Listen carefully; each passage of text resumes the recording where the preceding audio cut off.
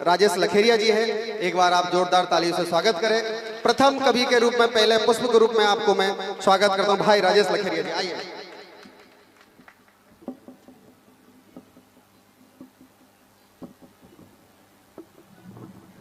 बहुत बहुत धन्यवाद पवन भाई।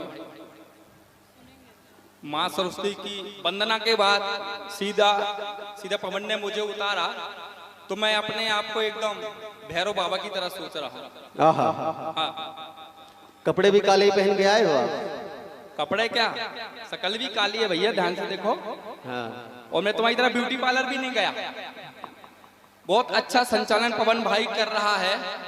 उसका कारण ये है कि आजादी का फायदा उठा रहा है। हाँ। आजादी का फायदा इसलिए क्योंकि ये घर में नहीं बोल पाता है। हाँ। तो आज मौका मिला है तो बढ़िया से संचालन कर रहा है। माँ सरस्वती को प्रणाम करता हूँ, आप सबकी उपस्थिति को प्रणाम करता हूँ और धन्यवाद देता हूँ पवन भाई को जिसने इतनी भीड़ को शांत कर रखा है। और एक मैं अकेला हूँ जो अकेली पत्नी को शांत नहीं कर पाता हूँ। हाँ, कोई नहीं कर पा रहा है आजकल।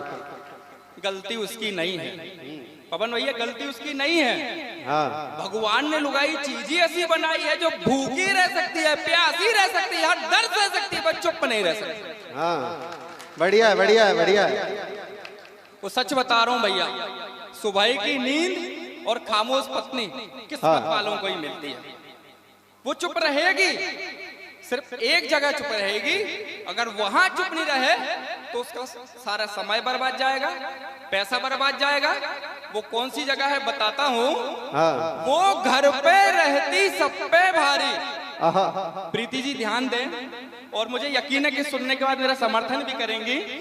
वो घर पे रहती सब पे भारी, लेती बोल बोल के जान हमारी। वो घर पे रहती सब पे भारी, लेती बोल बोल के जान हमारी। और शांत सुशील तभी रहती जब, शांत सुशील तभी रहती जब ब्यूटी पार्लर में बैठी हो नारी। वाह वाह वाह वाह। ब्यूटी पार्लर से याद आया, अभी तक आप सभी ने 16 श्रृंगार सुने होंगे। मैं इकलौता ऐसा कवि हूं जिसने 17 श्रृंगार सुने हैं। अच्छा। चुगली औरत का 17वां श्रृंगार है, अगर वो ना करे तो अपने आप को अधूरा में।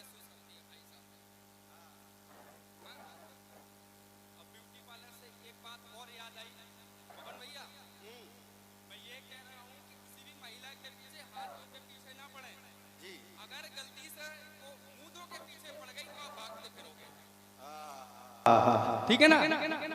मैं हमारे वाजपेयी जी का आभारी हूँ कि इतनी इज्जत से मुझे बुलाया। काश इतनी इज्जत मुझे मेरे अपने घर में मिलती तो दिल्ली से चल के आज बोड़ा नहीं आना पड़ता। सही बात है, वाह वाह वाह। मैं बोड़ा आया इसलिए हूँ और कभी इसलिए बना क्योंकि घर में नहीं बोल पाता हूँ।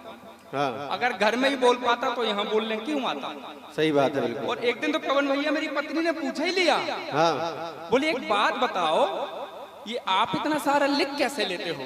मैंने कहा छोड़ो, तुम नहीं समझोगी, बहुत दिमाग लगता है। बोली तभी तो पूछ रही हो। बढ़िया बढ़िया, बहुत बढ़िया। बोली अच्छा छोड़ो, आप इतना लिखते हो, जगह जगह जाते हो, हाथ से लिखते हो, श्रृंगार लिखते हो, राजनीति पे लिखते हो, कभी एक दो लाइन हमारे ऊपर भी लिखो, तारीफ करो।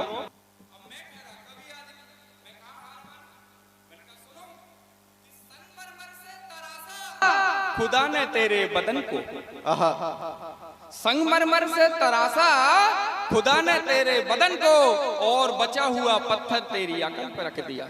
वाह वाह वाह वाह। कि बचा हुआ पत्थर तेरी अकल पे रख दिया। वो दिन था और आज का दिन है भाई साहब, इशारों में बात चल रही है। एक दिन की बात और है, उनका जन्मदिन था तो हमसे बोली कि हमारे जन्मदिन पे गहने देना। अब मैं भूल गया। अच्छा। शाम को घर आए तो हमसे बातें नहीं कर रही। मैंने कहा क्या हुआ? बोली हमने आपसे कहा था कि हमारे जन्मदिन पे गहने देना, आपने दिया खाली डिब्बा। वाह। जानते हैं दोस्तों में कितनी शर्म आई मुझे? तो मैंने कहा कि शर्म ही तो औरत का गहना है पगली। ऐसे होता रहता भाई साहब। अच्छा अब पत्नी तो पत्नी है। इत्तेफाक से अगले हफ्ते मेरा जन्मदिन था। क्या बात है? तो मेरे से बोली कि आपके जन्मदिन पे क्या गिफ्ट दूं? मैंने कहा तू एक काम कर, गिफ्ट वगैरह रहने दे, हाँ। बस मेरी इज्जत कर लिया कर और प्यार से बात कर लिया कर। वाह भाई साहब पूरे 5 मिनट सोचने के बाद बोली, नहीं जी मैं तो गिफ्ट ही दूंगी। कोई भी स्त्री हो भाई साहब, आप उसे हरा नहीं सकते। वो कब हारेगी बताता हूं कि हर एक वक्त रोने का हो, का हो। वाह स्त्री कहाँ हारेगी बताता हूँ पवन भैया। हर एक वक्त रोने का हो, सुख चैन चाहे खोने का हो, वो हार स्वीकारती है तभी जब हार कोई सोने का हो। वाह वाह वाह वाह, बहुत बढ़िया बहुत बढ़िया। इतनी महंगाई में सोने का हार कैसे दिला पाओगे? भैया ये माला में उतार रहा हूँ, क्षमा चाहता हूँ, इतनी इज्जत की आदत नहीं है, मैं शादीशुदा हूँ। हाँ बढ़िया। हाँ, ये श्रृंगार रस के कवि कवित्री बैठे हैं, ये आएंगे प्यार मोहब्बत की बातें करेंगे। फिर से पढ़ दो भाई साहब। हाँ मैं कह रहा था कि एक पत्नी या स्त्री कब हार मानती है, बताता हूं कि हर एक वक्त रोने का हो, सुख चैन चाहे खोने का हो। हर एक वक्त रोने का हो, सुख चैन चाहे खोने का हो, वो हार स्वीकारती है तभी जब हार कोई सोने का हो। वाह वाह वाह। ये श्रृंगार के कवि कवित्री बैठे हैं, अभी आएंगे प्यार मोहब्बत की बातें करेंगे। तो मैं बता दूं भाई साहब, मेरा तो प्यार मोहब्बत से दूर दूर का कोई नाता नहीं है। क्यों? साबित करता हूं कि हमने तो वो जमीन चूम ली थी जहां पड़ोसन ने कदम रखे थे। हाँ पवन भैया जी, हमने तो वो जमीन चूम ली थी जहां पड़ोसन ने कदम रखे थे, और वो कम वक्त हमारे घर पे बोला कि बहन जी आपके पति मिट्टी खाते हैं। वाह वाह वाह। अब बताइए कहां तक भरोसा करूं भाई साहब। मैंने एक जगह और कोशिश करी थी पवन भैया। हाँ भैया। उसका परिणाम देखिए क्या मिला कि दुनिया की भीड़ में मुझे पागल बना गई, मारा था उसके प्यार का घायल बना गई। और देखते ही प्यार का इजहार जो किया, थप्पड़ के साथ वो मुझे सैंडल दिखा गई। वाह वाह वाह। थप्पड़ के साथ वो मुझे सैंडल दिखा गई। जिंदाबाद जिंदाबाद, बहुत बढ़िया। उसके आगे क्या हुआ कि अपमान कर गई सरे बाजार वो मेरा, लेके गई चैन और करार वो मेरा। शहर में हम तो आए थे उसके ही वास्ते, शहर में हम तो आए थे उसके ही वास्ते। किरदार सिद्ध कर गई गवार वो मेरा, किरदार सिद्ध कर गई गवार वो मेरा। अब वो तो वो भाई साहब, उसके भाइयों ने भी मजे लिए। किस प्रकार से मजे लिए सुनिए कि मेरे अपने कभी ना रजा दे गए, मेरे अपने मुझे ये दगा दे गए, एक होंगे कभी ना रजा दे गए। रगड़ा घसीटा और कूटा मुझे, मेरे साले भी मेरा मजा ले गए। वाह जिंदाबाद राजेश भाई, बहुत बढ़िया। रगड़ा घसीटा और कूटा मुझे, मेरे साले भी मेरा मजा ले गए। अब जैसे यहाँ भक्ति का माहौल चल रहा है, तो भक्ति तो मैं लिखता नहीं हूँ, पर मैं माँ के ऊपर लिखता हूँ, तो मुझे लगता है उससे बड़ी भक्ति नहीं है। स्वागत है स्वागत है। तो मैं वहां से शुरू होता हूँ। आज की नौजवान पीढ़ियां हैं, ये प्रेम के नाम पे भटक रही हैं, तो मैं उन्हें कुछ कहना चाहता हूँ और इसी कविता से अपना स्थान लूंगा कि प्यार करना है तो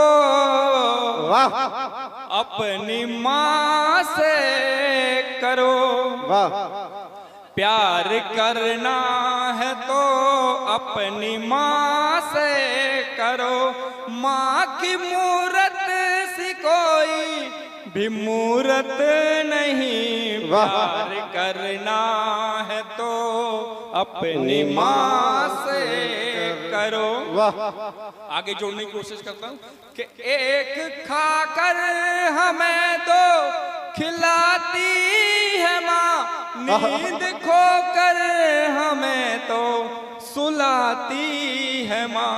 वाह। एक खाकर हमें दो खिलाती है माँ, नींद खोकर हमें तो सुलाती है माँ। वाह। पूछते हैं सभी क्या कमाया है आज, पूछती है माँ बेटा क्या खाया है आज। वाह।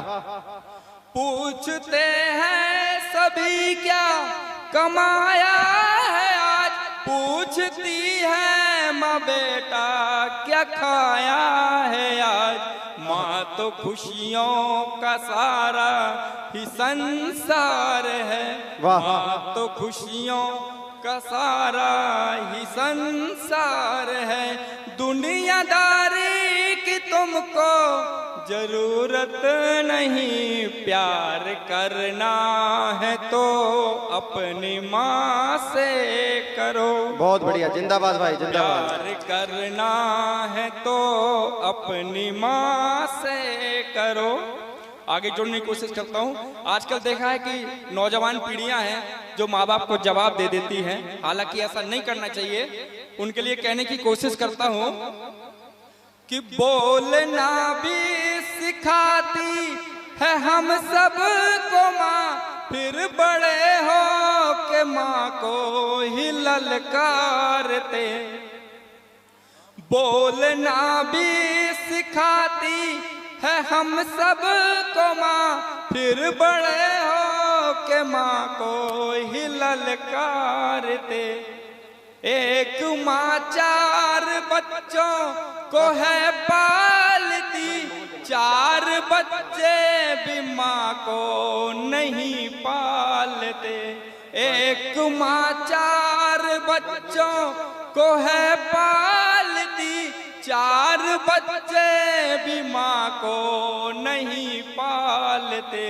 दूर रहते हैं माँ बाप से जान कर, साथ माँ बाप रहने को है टालते।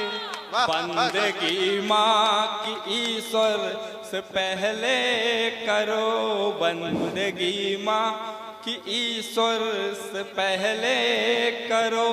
माँ की सेवा का कोई मुहूर्त नहीं, प्यार करना है तो अपनी माँ से करो। आखिरी बंद स्थान लेता हूँ कि चाहे तीर्थ करो या करो दान पुण्य, माँ की सेवा बिना सब अधूरा ही है। चाहे तीर्थ करो या करो दान पुण्य, माँ की सेवा बिना सब अधूरा ही है। कि सारे तीर्थ है माँ के ही कदमों तले, सारे तीर्थ है माँ के ही कदमों तले।